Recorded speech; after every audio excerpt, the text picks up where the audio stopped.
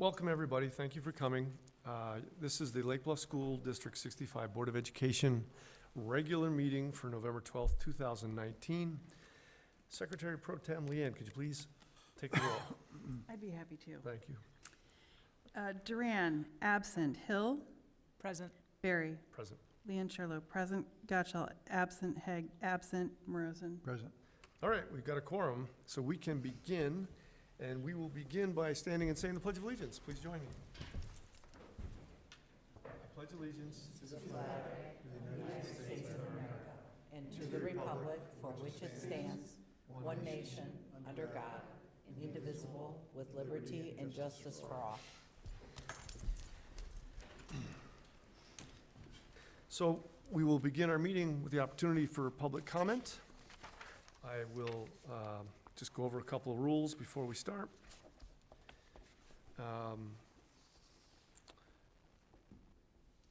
So we will offer public comment in two periods, once at the beginning, once in the end. You're not required to speak at either or both.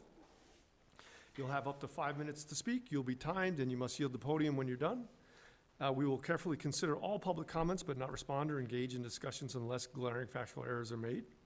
Interruptions during board discussions or presentations will be directed to the final comment period, and those making comments or any others with concerns can follow up with email summaries to the board or administration.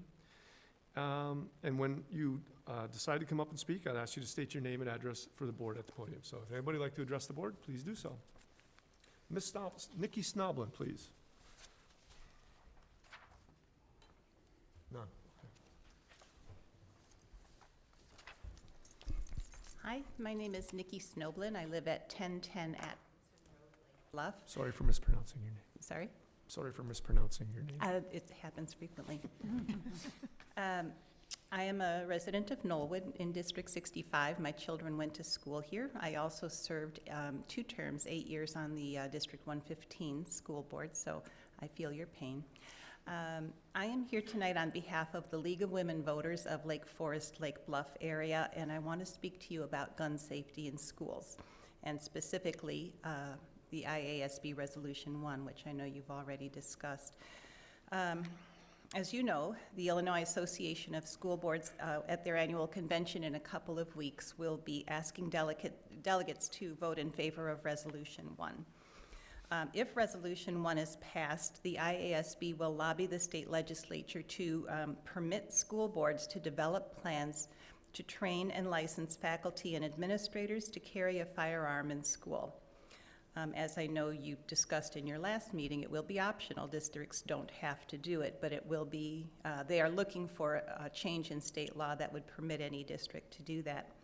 Despite the defeat of a nearly identical resolution last year, the IASB resolution has reappeared on the convention roster for 2019.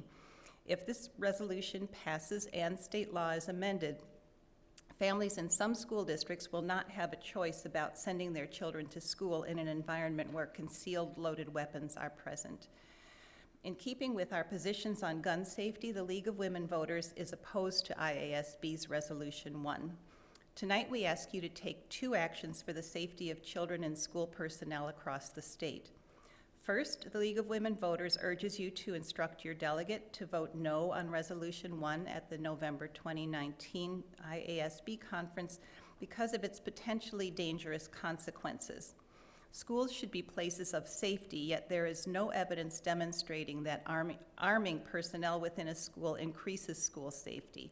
In fact, multiple evidence-based peer-reviewed studies in major medical journals have concluded that more guns do not make communities safer, but they do contribute to the rise in gun-related suicides and homicides.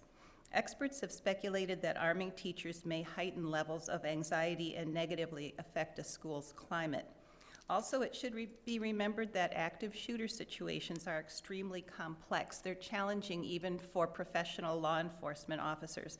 How can a teacher or staff member, even having undergone some training, be expected to navigate a high-stakes crisis situation? According to a 2018 article in Education Week, all the major teacher, principal, school employee, and school security organizations oppose guns in schools, except when carried by a police or security officer, and so do most teachers and the public. The second thing I'm asking you to do, that we are asking you to do, is to advise the IASB in the future to use evidence-based, peer-reviewed research in developing their recommendations. This process will enhance public confidence that IASB policy recommendations utilize the best information available to create the safest possible options for our schools and communities. We know that the Resolution 1 was brought forward by a district in a very rural area of the state, and I think to them it probably seemed like the most sensible way for them to address their school safety needs. But given the fact that there is no evidence that it will make their schools safer, there is some evidence that it may make their schools and their community more dangerous, and there are funding issues that would have to be resolved. We just feel that this is no solution to the problem of school violence. Thank you for the opportunity to comment. Thank you. Thank you. Thank you. All right. Now we offer the opportunity for anybody on the board, if they'd like to add an agenda item for a future agenda or a discussion item off agenda tonight for a brief conversation. I have an item that I think we need to add for a future agenda. That is, that I believe we probably need to do some kind of coordination with the village, so that we're prepared as things develop, if things develop, for the old Harrison House property, Oh, Stonebridge. also known as Stonebridge. I've heard some conversations that there may be something planned there, and just like the school to be, ahead of the curve on it, because I think that absorbing a large number of students is going to be a big deal for us to Okay. do. So a conversation sometime in the future at open session discussing how we will plan for that? Yeah. Okay. What do we need to do to coordinate with the village, if anything? I've just been whispered in my ear that we have no reports tonight, except for me. My report will be brief, and most of you who've been paying close attention to us have heard it all before, so this is largely done for community service. To give an update on our superintendent search. We are well underway. Hopefully, lots of people are watching this will feel good about how much work has been put into the superintendent search. But to quickly review, we began in September with community surveys. We began in September with focus groups with 10 different stakeholder groups. In early October, our search firm presented to us a new superintendent profile and a summary of all the data they collected from the surveys and the focus groups. Late in October, they reviewed we reviewed our superintendent contract, a template for a new superintendent contract with our lawyers. Ongoing throughout October, our search firm was actively recruiting candidates for us and accepting applications as well. They've also been, as they narrowed down that search, actively pre-screening candidates for us and interviewing them as well.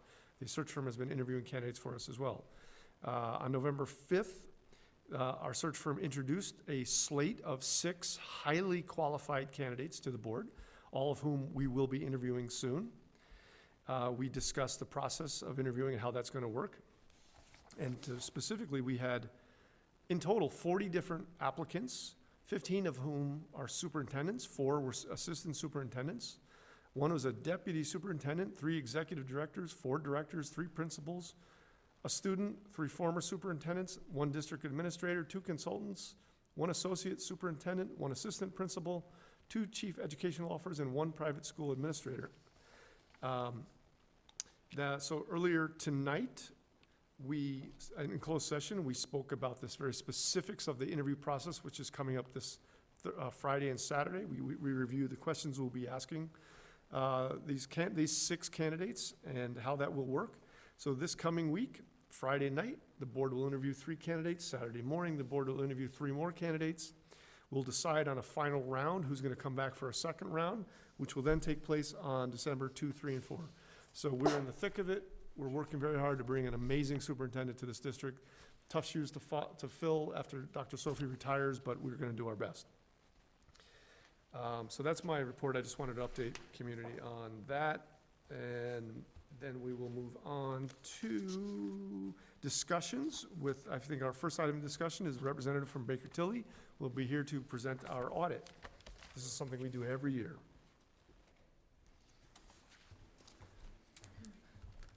Good evening.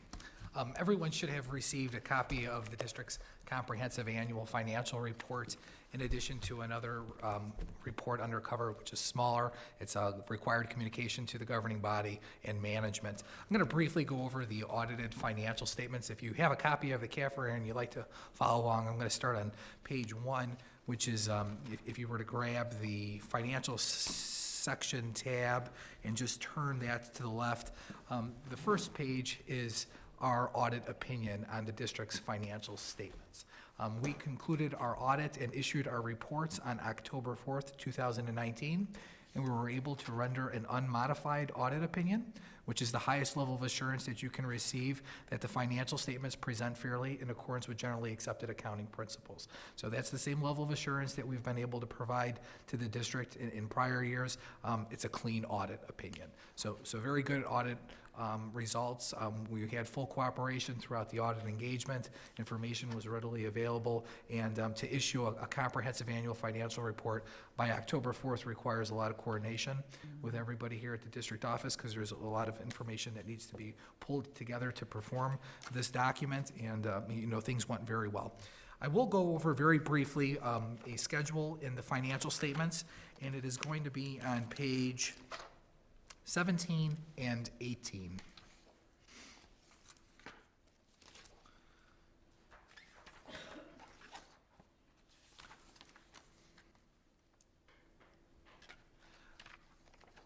On a comprehensive annual financial report, there's a lot of different schedules that are included, and also historical information. But there's particularly one schedule that I like to just briefly touch upon with the governing body when I come to talk about the audit. And this particular schedule is the statement of revenues and expenditures. So what you'll see is you'll have your funds listed as columns, the revenues at the top, expenditures in the middle. Then there's these transfers in and out category, which is primarily being used for movement of funds around in different categories for different funds that were all approved by the board. And then you'll see your fund balance at the start of the year, and then your fund balance at the end of the year. On page 17, the general fund, operations and maintenance, transportation, and IMRF fund are all primarily the district's operating accounts. So these are all used for the day-to-day activities of the district.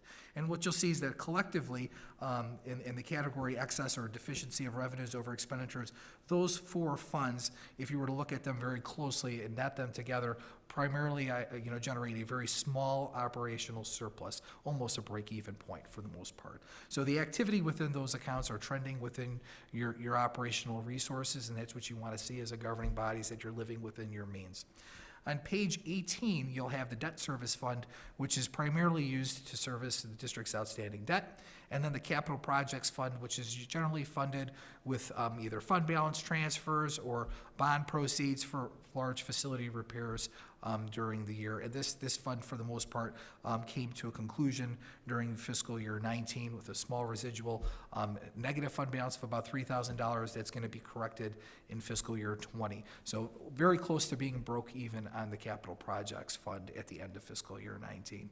Collectively, the district's financial position is still healthy. There was no concerns during the audit regarding the district's operations, so to speak. Are there any questions on the comprehensive annual financial report? I'd be happy to hear them now.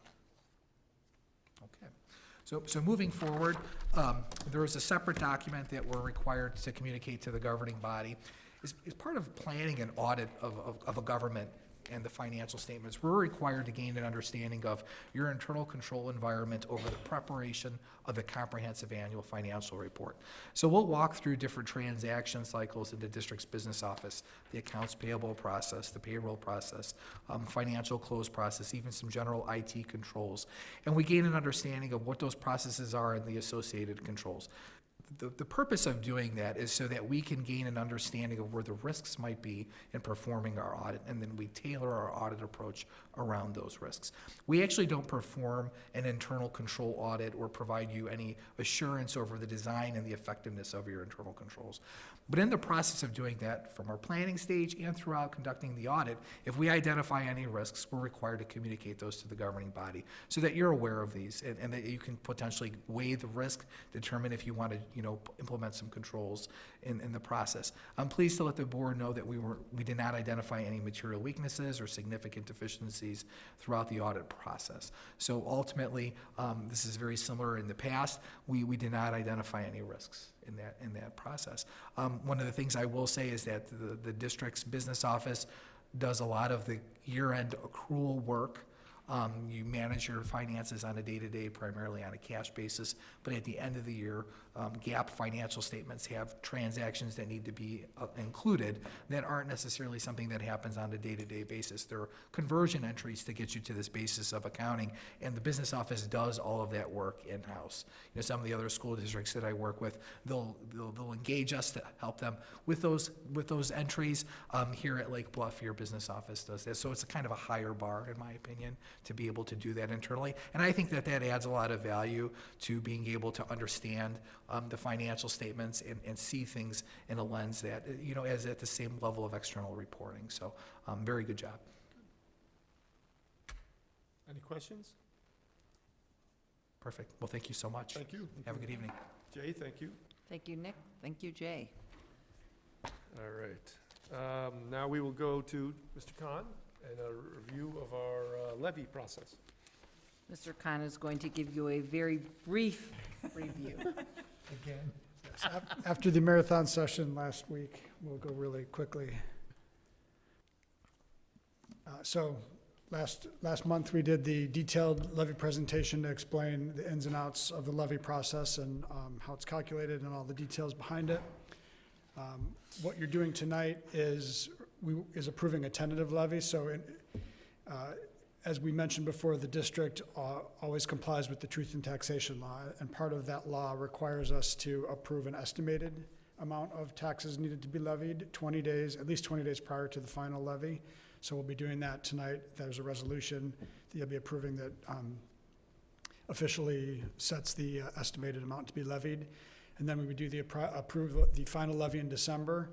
And also to comply, we need to publish notice in the newspaper between 7 and 14 days prior to the hearing and hold a public hearing so that the community can comment on the levy. And so we do this every year for transparency. It's really only required in cases where the levy will be 5% greater than the 105% of the prior year's extension. But we do it every year in any case, just to provide transparency to the community. To remind you, what we're asking, what our recommendation is we're asking for a CPI increase in the operation levy. This will keep our fund balance in the desired range. We would like to continue to grow revenue at pace to keep up with inflation. This will allow us to address our facility needs. The way that the property tax extension limitation law works, every levy is based on the year before, so this preserves our ability to tax. And then also I've been hearing the Governor Pritzker has a property tax task force that is meeting, and we've been hearing rumblings that he's very interested in doing some sort of an extension freeze in order to give people an incentive to vote for his graduated income tax. So in the past, I've come to you and said, there's lots of tax cap legislation, and we've been talking about it for years and nothing's ever really happened. In the past, it's always been a Republican-led effort, and there was not the votes to have it done. In this case, this current governor has shown that he has been able to get most of what he's wanted since he's taken office, so I'm a little bit more concerned that this could pass in the next couple of years. And they're also talking about an extension freeze versus zero CPI, which would mean we wouldn't get any money from new property either. So it would basically mean what we get in taxes this year we can't grow it at all in the future. And for how long, I don't know. So there's a lot of uncertainty in the future as to how much our taxes we can levy, and so we want to make sure that we preserve the maximum amount of extension because we may be living with it for some time. And then every year, also, we did this last year, we'll be bringing in December, it's called a supplemental levy resolution. And what that will do is we'll officially increase our debt service extension base by CPI. So if you recall, we issued non-referendum debt to pay for the middle school. And as part of the schedule, we assumed CPI inflation in the bond extension. And so we're required every year to go to the county and officially increase that amount by CPI. And so that's what that resolution will do.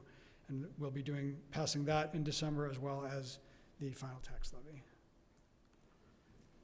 And then just to remind you that the total amount of taxes that we plan to extend next year, slightly over $18 million. 15.8 of that is in operations, and it would represent a 1.9% increase to existing taxpayers, with the balance coming from new property. And I just wanted to remind everybody also that Tammy from PMA will be coming Yes. to the January cow January cow, correct. to do our discussion about refinancing our bonds, Our 2010 bond issue. which will save us some additional monies as well. So we're excited about that. Any questions for Mr. Khan here? Thank you for your brief discussion, Jay. Thank you, Jay. All right, so now we go to discussion item C, board goal 1, external comparables, and Dr. Rubenstein. Thank you. It is on, yes, exactly. And just a little bit of a review about where we've been. So in September, we took a close look at how our students did using internal measures. In October, we took a look at how our students did using external measures. And then this month, you get to see how our students did compared to other school districts. And then in December, What we're going to talk with you about is a little bit more about how we're using these data and some professional development that we're doing around these. And then we're also going to bring you our Illinois 5 Essentials data more in depth. You will see that 5 Essentials scores are included in the ESSA indicators, but they are it's only really a completion rate for students because there's not 3 good years of subgroup data broken down in there. So, but that's important to us, and it's a strategic plan indicator. We'll bring you that data in December. So these are the strategic plan indicators that we're going to be talking about this evening, and they all have to do with student achievement and student growth. Just a reminder that what we're talking about here is the ESSA weighting, and ESSA is, for those of you who are in the audience who are learning about all of this in your classes, is the Every Student Succeeds Act, and that is the federal act that governs all of our schools, and the state is required to make sure that all of our schools are on track, and so they have set a plan for how they measure our schools. And so this is the plan for how they rate schools across the state. Every school in the state, it used to be school district. Every school now in the state is given one of 4 performance ratings.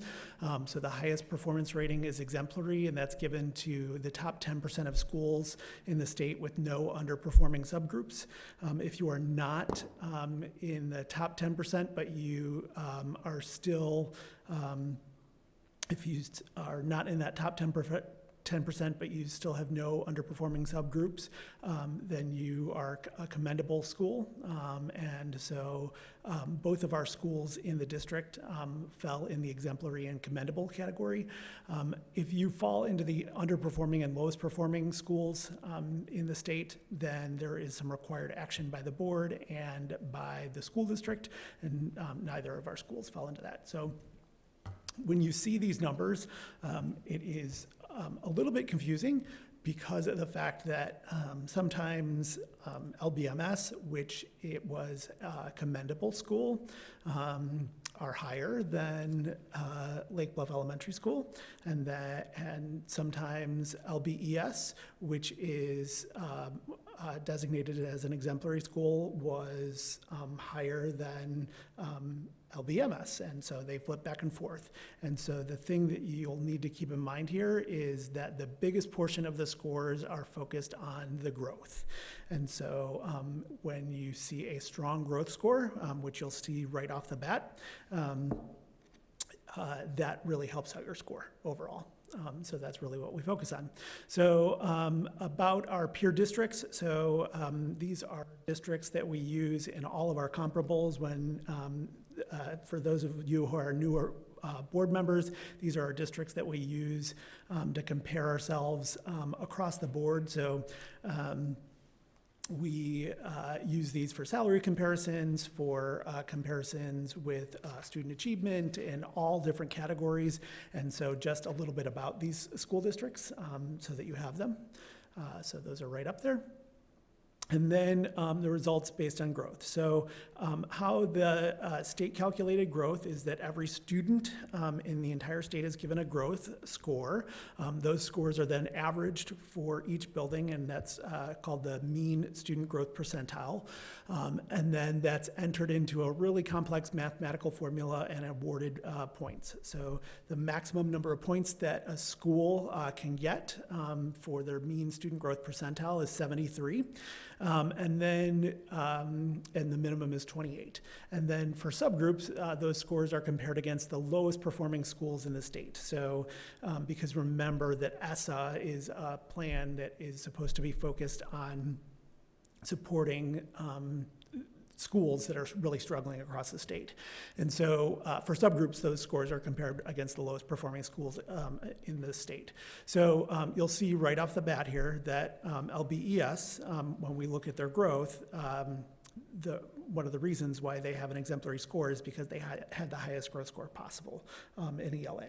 So that is something to really be celebrated. And so you can see where our other schools in our comparison districts really fall, and where LBMS falls there, and so and why we would have a strong exemplary score at LBES there to start us off. So, but then we flip and we go to math, and so and they're much closer together. And so as you look at some of these scores, and so 59 and 62, they're actually not that far apart. And if I were to go and look at some of these schools, Wilmot is actually probably the cutoff as I look at the schools that received exemplary scores.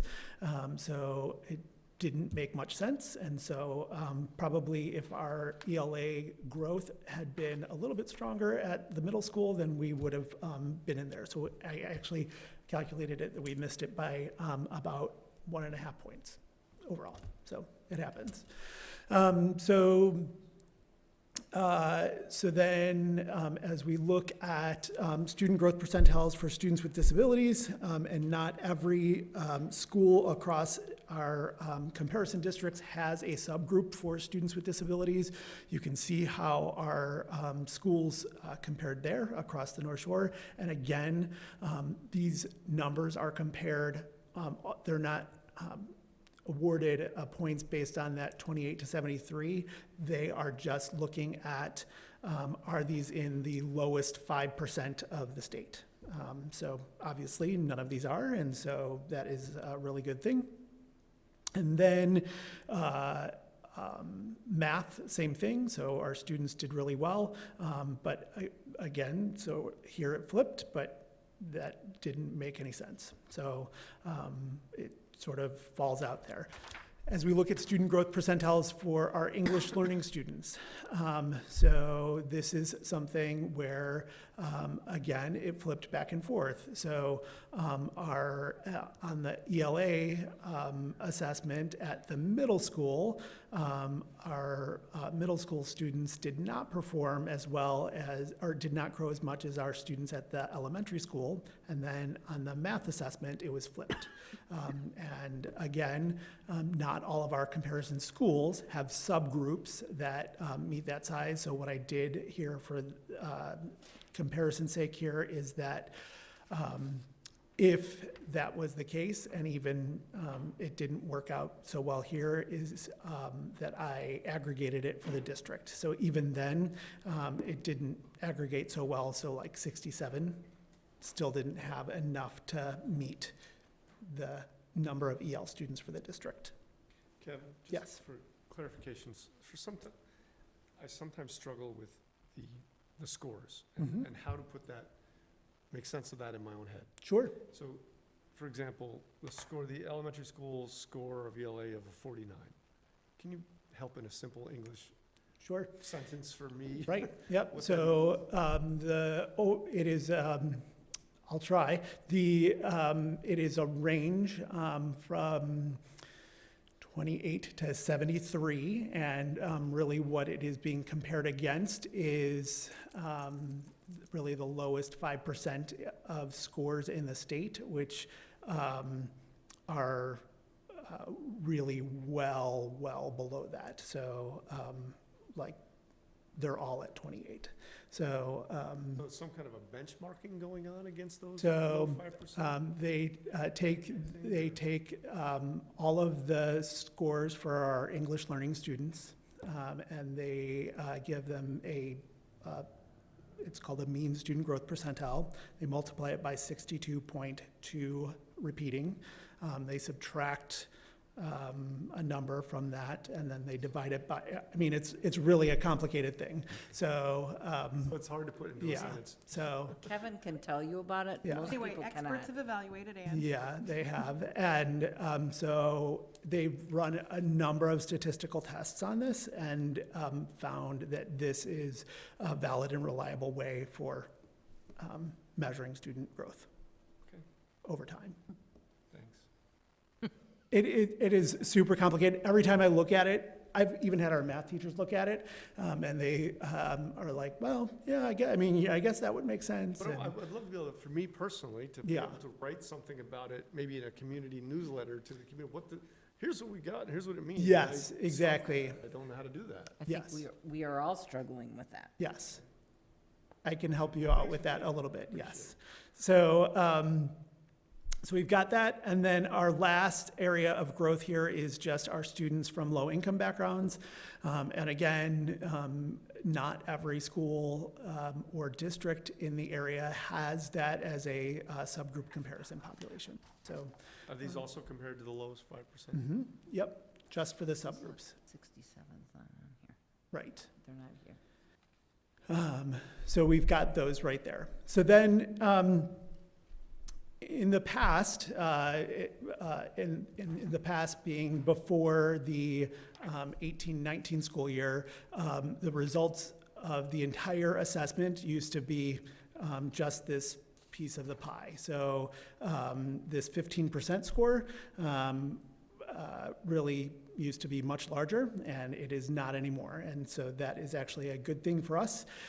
So overall, the goal of the Illinois ESSA plan, this is actually much easier to explain, Mark, is to have 90% of the students proficient or on track for college and career readiness by the year 2032. So to get there, every year they set sort of a stepping up. And for each subgroup of students, they, set a step up. And so they have a little formula there. So if that percent proficient divided by the interim target is greater than or equal to 1, then the points are equal to 100.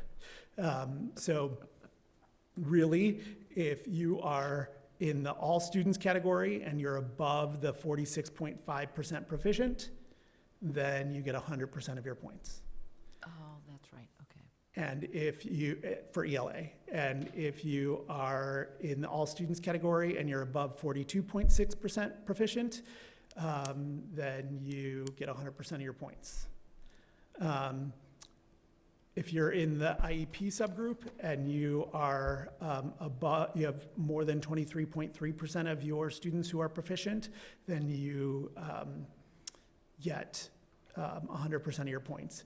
Now, the thing is that if you don't get 100% of your points, then it is, divided by your whole score. So you could still have a low, and you will see that we actually have a low EL subgroup score, but it's actually divided by our total scores, and so that actually adds up overall. So is the goal by 2032 for each of these numbers to be at 100%? 90. 90?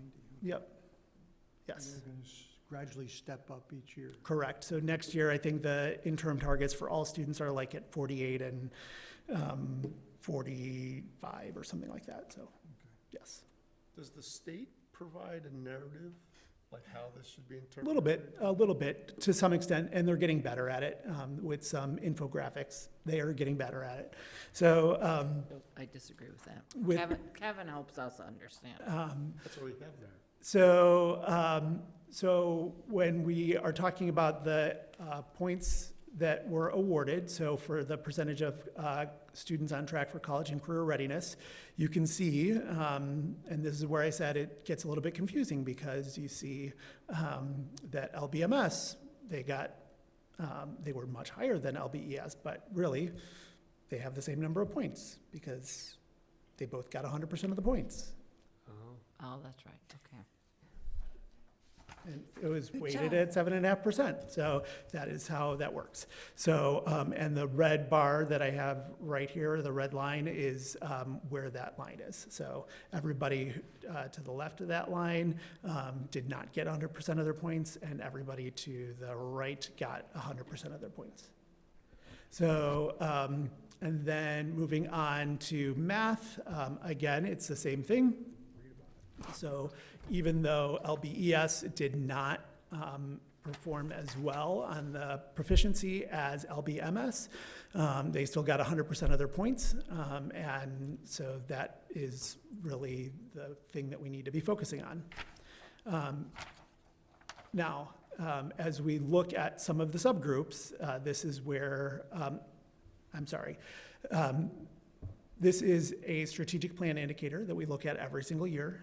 So that's the percentage of students at the highest level on the state assessment, and it's really something to be celebrated here. So 30% of our students at LBMS were at the highest level, or a level 5 on the ELA assessment.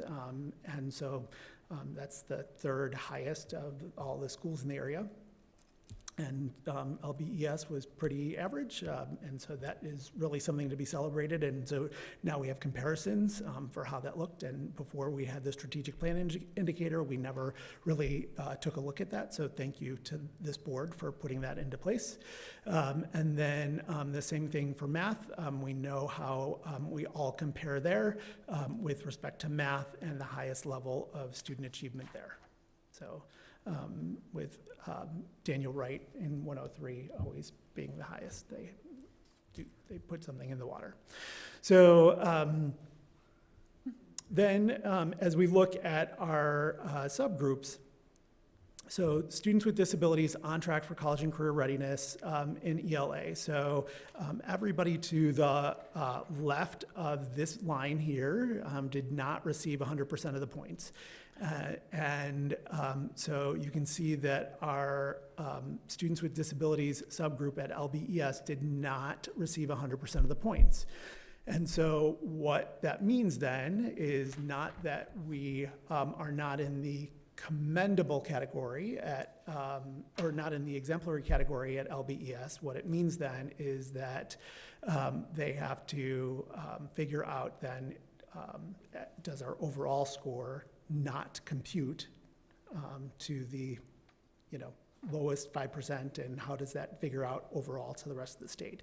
So even with this low score for our students with disabilities, we still performed very well, and we're in the top 10% for all schools across the state. It's really a crazy thing.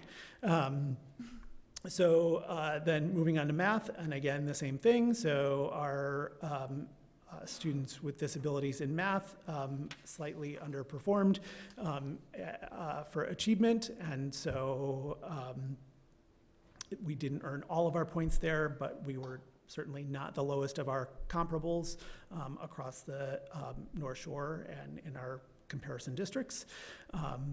And then as we looked at the percentage of EL students on track for college and career readiness, there actually isn't a bar for Lake Bluff Middle School or in ELA or math because there were not any EL students at Lake Bluff Middle School who met proficiency on the Illinois Assessment of Readiness this year. And how many students are in the LBES graph here, would you roughly?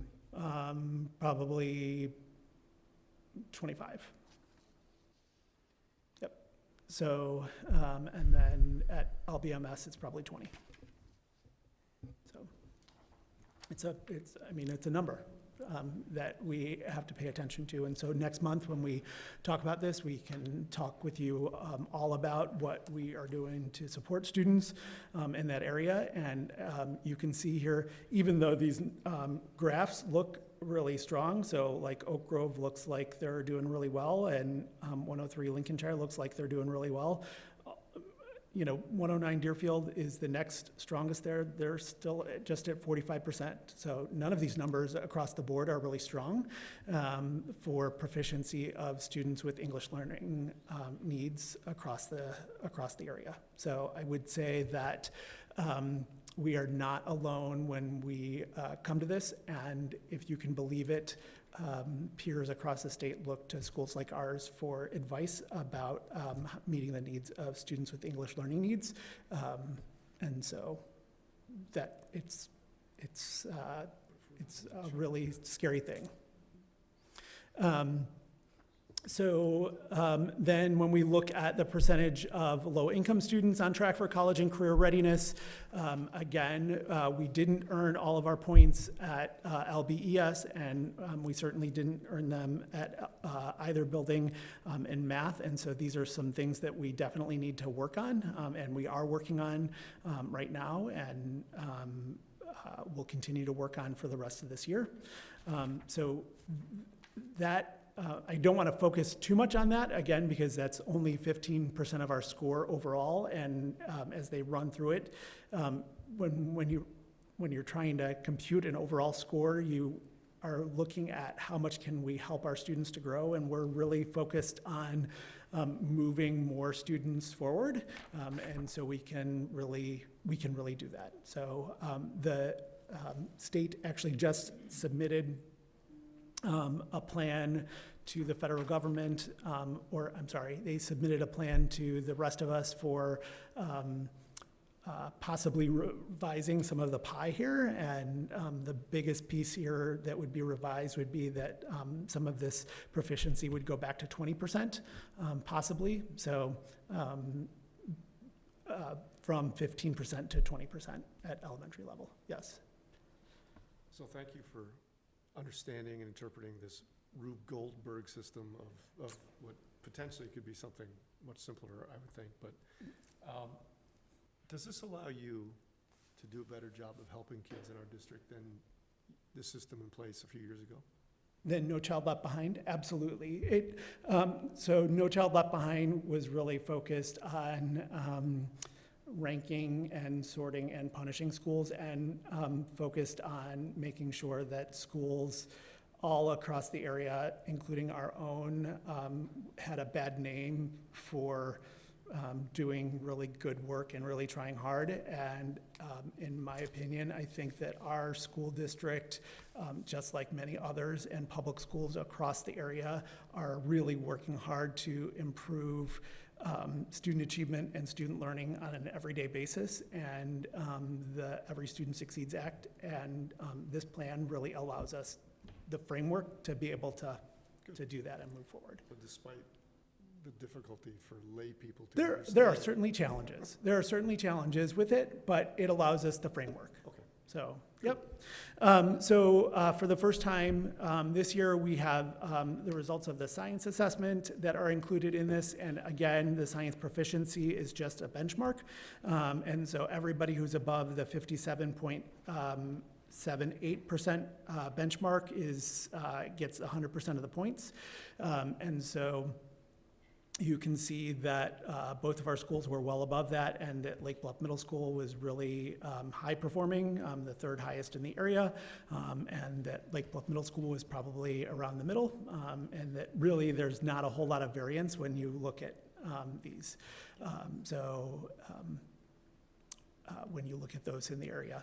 So one of the final pieces here that we will take a look at is a big piece of the pie is related to chronic absenteeism. And so chronic absenteeism is something that we focus on every single day.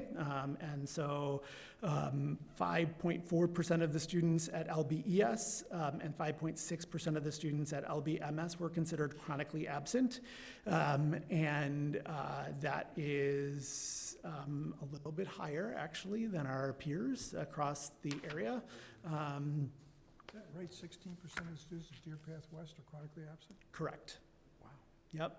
And so they actually get a lower score in their overall score because of it.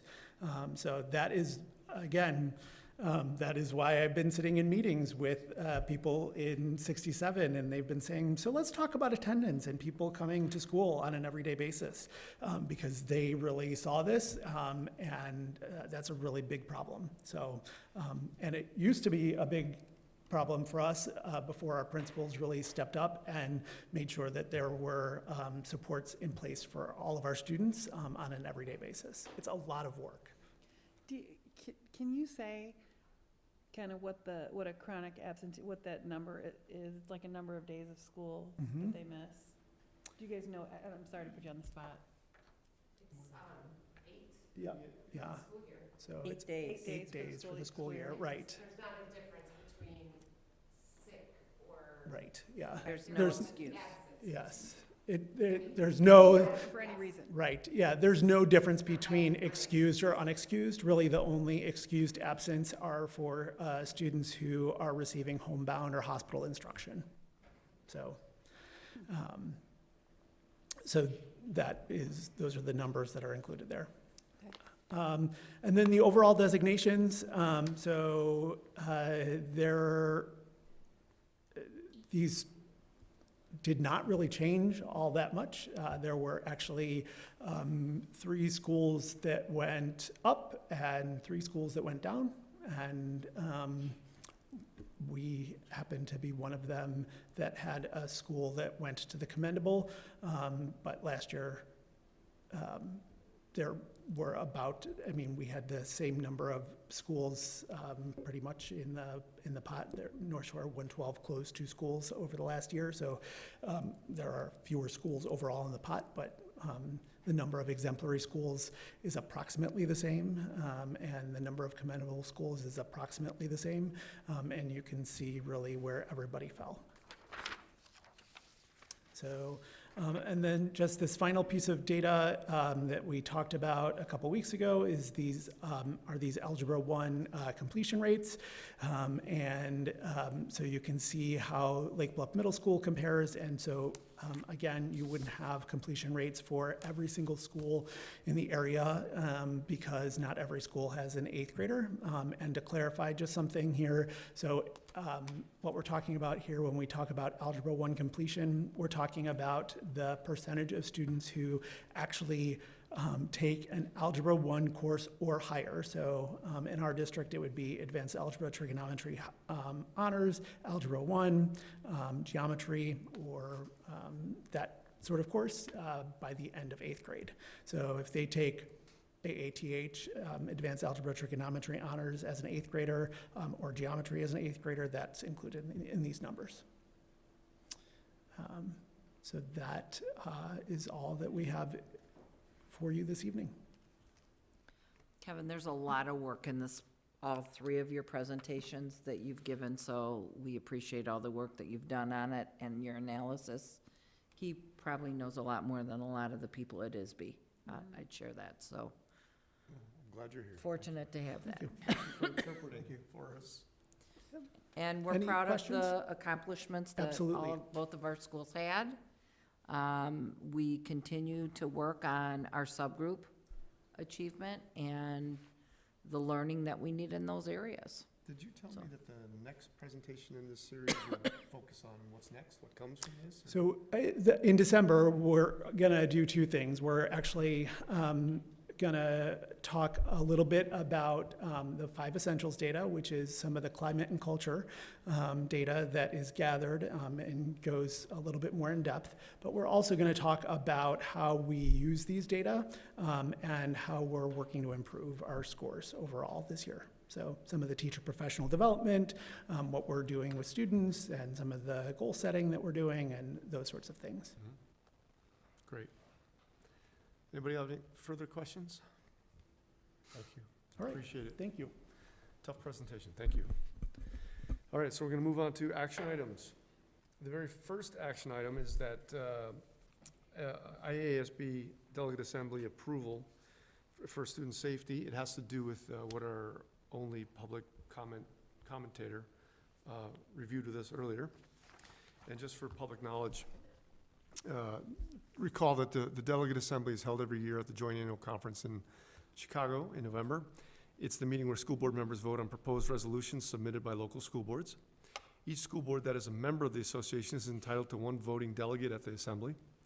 Every member board is advised to select an individual board member to serve as delegate and review proposed resolutions with the full board before determining its vote. The Delegate Assembly vote determines the final decision on all resolutions, and if approved by the Delegate Assembly, resolutions become a position statement or belief statement in the IASB Constitution, and thus gives IASB staff direction on their legislative positions. So in other words, that means all adopted resolutions provide direction to lobbying efforts by the IASB on behalf of Illinois Public Schools. So the proposed resolution in question is Resolution 1, School Safety, submitted by Mercer County School District 404. They are well south and west of us, down near Galesburg and Moline. They're very rural, they're very large. And they are asking for IASB support and advocacy for legislation which provides for local school boards the option of developing student safety and protection plans, which allows voluntary district employees in any capacity the ability to carry a concealed firearm on district property, provided the employee has a valid Illinois FOID card, holds a certified Illinois concealed carry license, and has completed all additional trainings and certifications set forth by the respective school board, one of which must include yearly active shooter training.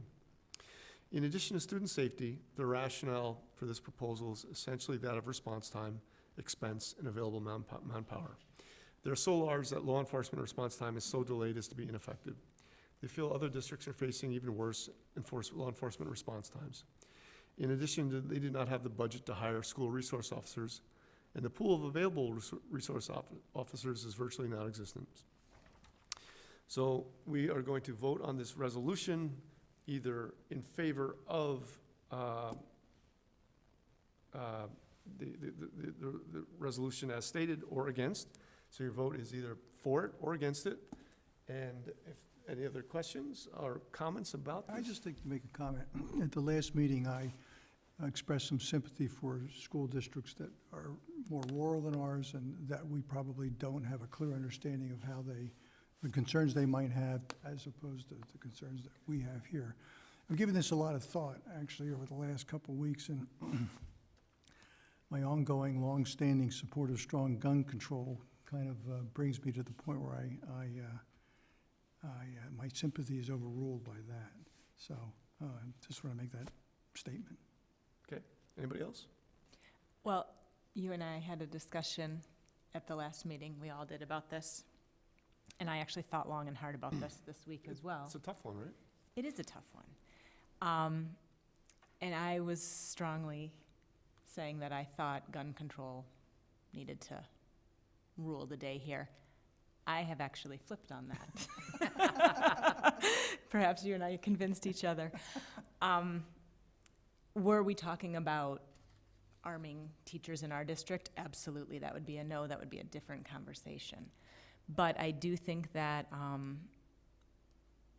each district should have the option to make the decisions for their district that they see fit. And I don't know what it's like to be in a district where response times are 30-plus minutes for first responders. And, if this was a perfect world, our legislators would have already issued effective gun control laws, and we wouldn't have to worry about these things. But I don't think that we should be able to make the decisions for these other districts, and we don't know what it's like there. I would make a comment about it too. I would just refer people to the first line of this resolution, which is that the Illinois Association of School Boards would support and advocate for legislation providing for local school boards, da, da, da, da. I just feel that the IASB shouldn't be involved in advocating for guns in schools, and I'm sure that there are other organizations, well-known organizations, that will be more than happy to advocate for that. So on that basis, I would vote no. Okay, so we're going to ask for a motion to approve the resolution for the IASB Delegate Assembly on student safety. So if you vote yes in favor of it, you're going to vote for them to lobby on behalf of local control. And if you vote against it, we're voting against local control on guns in school. Does that make all clear to everybody? Mm-hmm. All right, so may I have a motion to approve the resolution for IASB Delegate Assembly student safety? So moved. Second. Roll call vote, please. Rosen? No. Charlo, no. Hill? Yes. Barry? No. The motion is not approved. So then that is the vote you bring to That the is the delegate That's assembly. my delegate assembly vote, right. Okay. District report cards, item discussion. Action item B, 8B, approval of district report cards. This is something that we have to approve on an annual basis. And it ultimately ends up online for anybody to do research for. Anybody have any questions or comments about that? It could be a voice vote, Because because it there's no doesn't cost money us any involved. money. Yeah, good idea. Okay, so the motion reads, may I have a motion to approve the district and school report cards as presented by the administration? So moved. Second. All in favor? Aye. Aye. Opposed? The motion passes. The approval of the annual statement of affairs, school code states that school districts and joint agreements are required to complete the annual statement of affairs and publish in the local newspaper salary schedule and vendor contracts. This is something we do every year. Does anybody have any questions or comments about that? So, may I have a motion to approve the annual statement of affairs as presented by the administration? So moved. Second. Roll call vote, please. Hill? Yes. Barry? Yes. Rosen? Yes. Charlo, yes. Motion's approved. Approval of a tentative levy. As Jay discussed, we are going to have a levy hearing on December 19th. Yes. So that is included in this as well. And we reviewed the tentative levy. Does anybody have any further comment based on Jay's presentation? Thank you, Jay. It was very well done. We appreciate it. So not hearing any, may I have a motion to approve the tentative tax levy as presented by the administration? So moved. Second. Roll call vote, please. Hill? Yes. Barry? Yes. Rosen? Yes. Charlo, yes. Motion is approved. Item E, approval of master intergovernmental cooperative purchasing agreement with Omnia Partners. The board is asked to approve a joint purchasing cooperative resolution with Omnia Partners. Am I pronouncing that anywhere close to right? Omnia Partners, to be able to participate in the national IPA, U.S. Communities, and Omnia Partners contracts. Can you give us in English a little bit of a summary of that? Whenever schools purchase more than $25,000 worth of goods from a single supplier, a public bid is required. And what a joint purchasing cooperative does, it allows a single school district to go out and bid, and then on behalf of all other school districts. And other school districts can use their contract to purchase those goods, so that satisfies the public bidding requirement. It also increases buying power by combining volume of all districts. And to bid every single contract would be inefficient and have a lot of administrative costs, so it reduces those. And in order order to belong, you need to register online, and it's required that the board approve the resolution, the language of which is drafted by Omnia Partners, so we can't change the resolution, but it was, our attorney advised us to pass it so that we were in compliance with the purchasing laws. Have we used these guys in the past? We have, we do a lot of purchasing on Amazon.com, and so they've got a new joint purchasing cooperative for Amazon Oh, okay. Business. And then also, I just want to make sure that we are in compliance by having a board resolution on file, because I couldn't find one, so. Okay. Anybody have any questions for Mr. Khan about this? All right, may I have a motion to approve the approval of Master Intergovernmental Cooperative Purchasing Agreement with Omnia Partners as presented by the administration? So moved. Second. Roll call vote, please. Hill, Yes. Barry, Yes. Rosen. Yes. Charlo, yes. Motion is passed. Item F, Board Policy First Read for something we discussed at our October 29th meeting. The board is asked to approve the community use of school facilities policy for a first read. Is there anything that our policy members would like to say about that policy? Sure. So the policy committee had a meeting about this and other policies. We also took into account information brought to us by people who came in from the community to speak. We've had a couple passes at this and came up with the version of it that you see in front of you. There's one place on it that we didn't necessarily have agreement. There was some discussion, and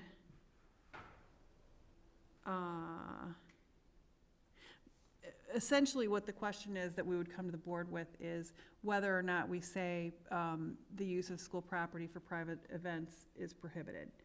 And it's sort of a distinction without a difference, because the way the policy is written right now, any use like that would have to come to the board, and the question would be posted, the agenda would be posted in advance, people would have substantial notice. It would take about 6 weeks for them to get in front of the board to present that, were there such a request, which barely comes up.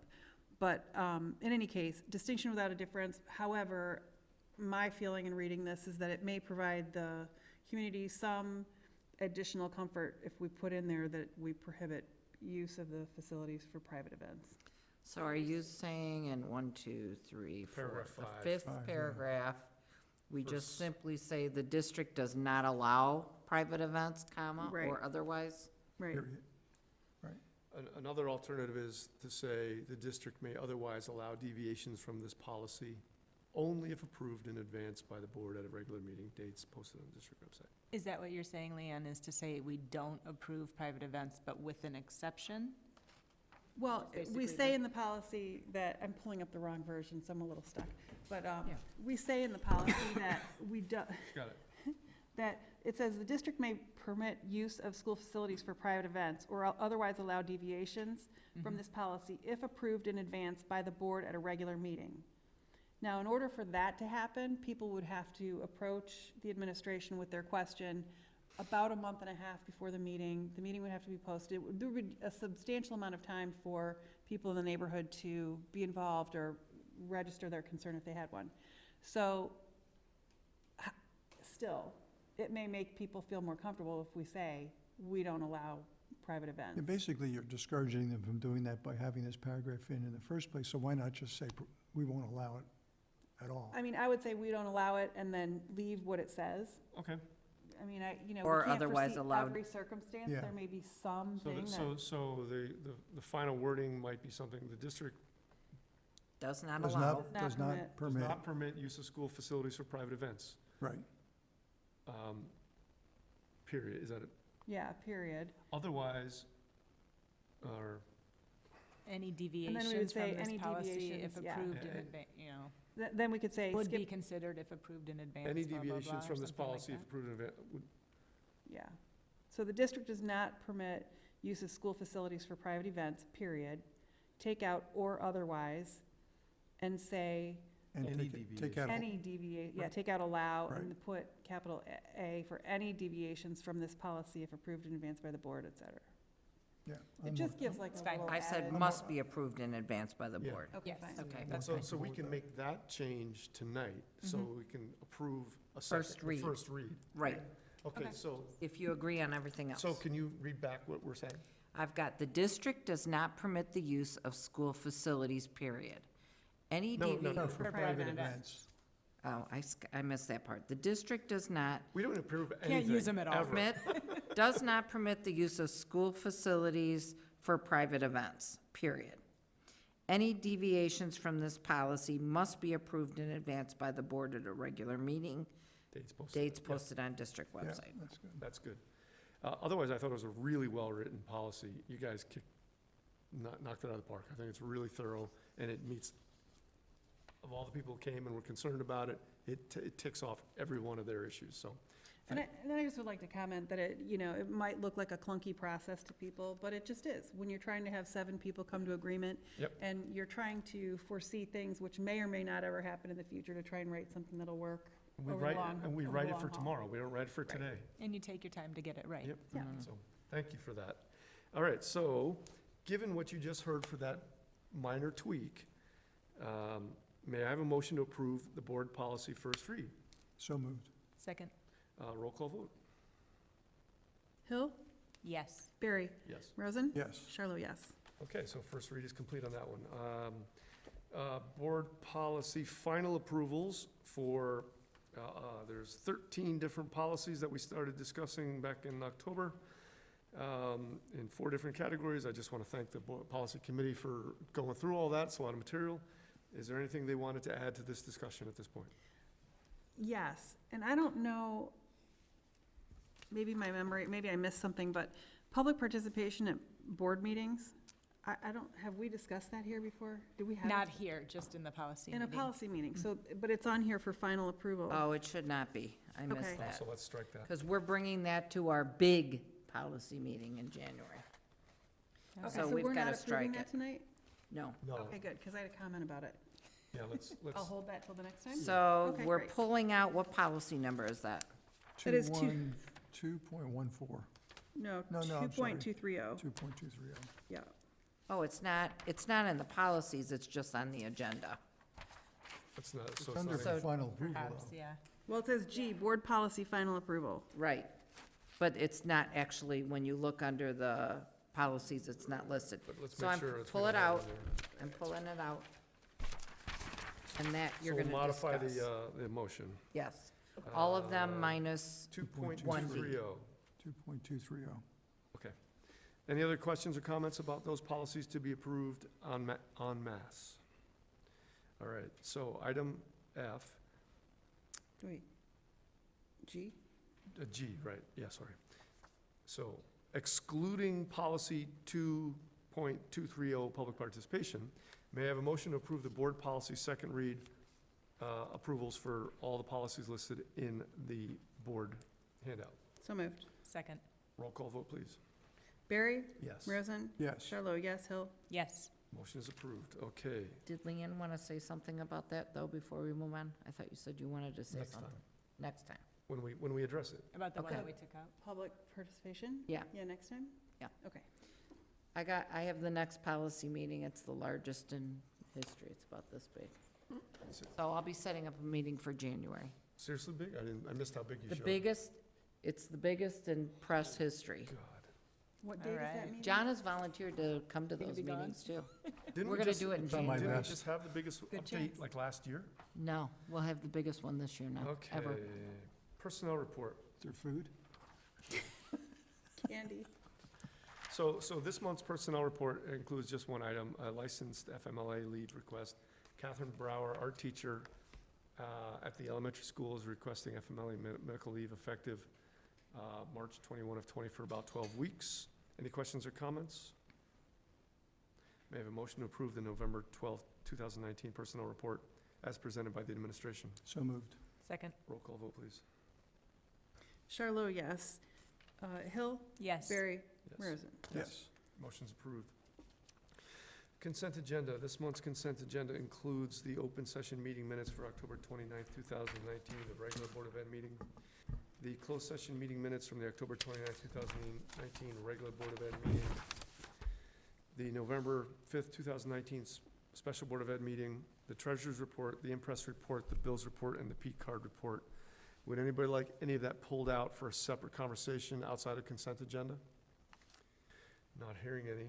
May I have a motion to approve the November 12th, 2019 consent agenda as presented by the administration? So moved. Second, Roll call vote, please.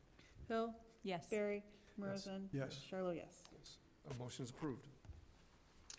That's it for action. FOIA requests, we had one minor one, that is, the details are available in your board packet if you're interested.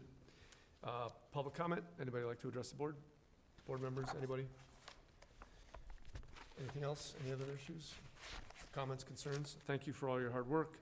May I have a motion to adjourn at, that's not right, it's not 9:15, at 8:15 PM. So moved. Second. All in favor? Aye. Aye. Opposed? Motion, we are adjourned. Thank you. So I can just do anyone, you can